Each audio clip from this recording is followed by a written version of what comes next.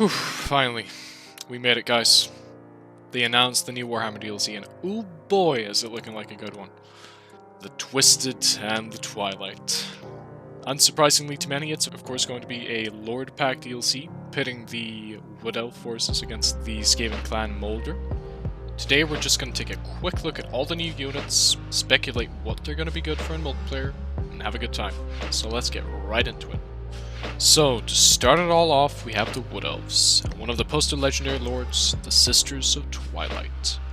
Naestra and Arahan, one being split into two, work as emissaries and elite warriors of Ariel, and will most likely function as hybrid missile and duelist lords. The Sisters of Twilight will be able to ride the Great Eagle Gwendolor for increased mobility, or the Forest Dragon Seath and Har for increased draw power. They bring with them a host of new units, along with Ariel herself, who will be joining the roster as a legendary hero, much like Lord Croak.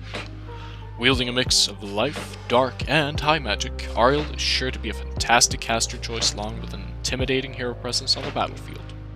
Lord-level Spellweavers will also be added, making army building a little bit more flexible for the Wood Elves' previously small Lord roster. These may use the lore of life, beasts, shadow, dark, and high magic.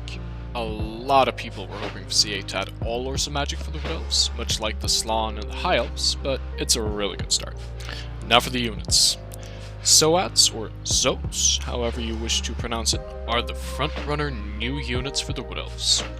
These giant mysterious reptilian monsters date back to the dawn of the Warhammer world and have an innate connection to the lore of life, being able to cast bound spells of the Wind of Giron.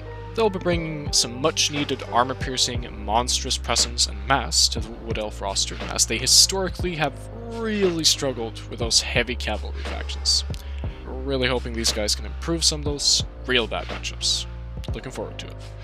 The Great Stag Knights are a completely new unit, previously only being a mount option for Elven Lords on the tabletop. Functioning like heavy, monstrous cavalry, the Great Stag Knights make Wild Riders look like ponies next to war horses. Functioning as line breakers, the Great Stags will make short work of infantry and lighter cavalry alike. They'll also most likely be sporting massive charge bonuses and armor-piercing damage in droves. Blade Singers are basically just going to be elite war dancers. Better stats, more damage, you name it, because they probably got it. The least unique of the new units, they still bring some higher tier infantry options to the table for the Wood Elves, which they were sorely lacking in. Oh, and now for the Skaven. Been waiting for this one. Leading the forces of Clan Molder is Throt the Unclean, Master Mutator. A better sculptor than even Michelangelo, Throt works as magic and hell pit, giving rise to abhorrent abominations unrivaled in the old world. Seeking to devour Ariel down to the last drop of blood and magic, Throt brings with him a host of new wonderfully deplorable creatures from Clan Molder.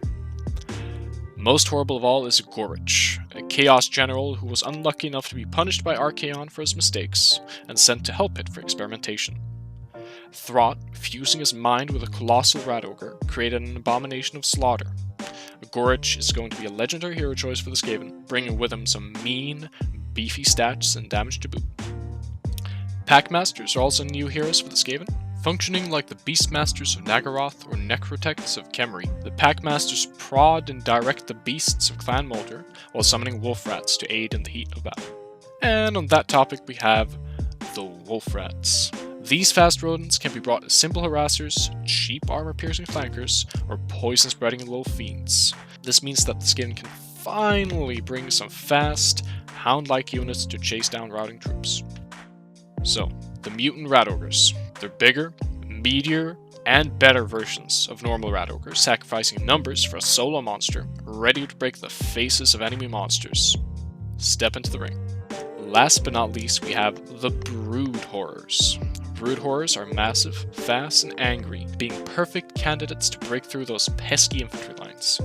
They will also be able to be brought as mounts for the Packmasters and Throt the Unclean. Super stoked to see these guys make it in, glad that the Skaven finally have some new mount options for some of their lords. And on that note, I thank you guys for watching. I had to make this video on a really short notice, but I hope you enjoyed it. I'll be making more unit highlights and DLC related content along with Warhammer videos in the future, so stick around if you're up for that, and I'll see you around. Have a good one.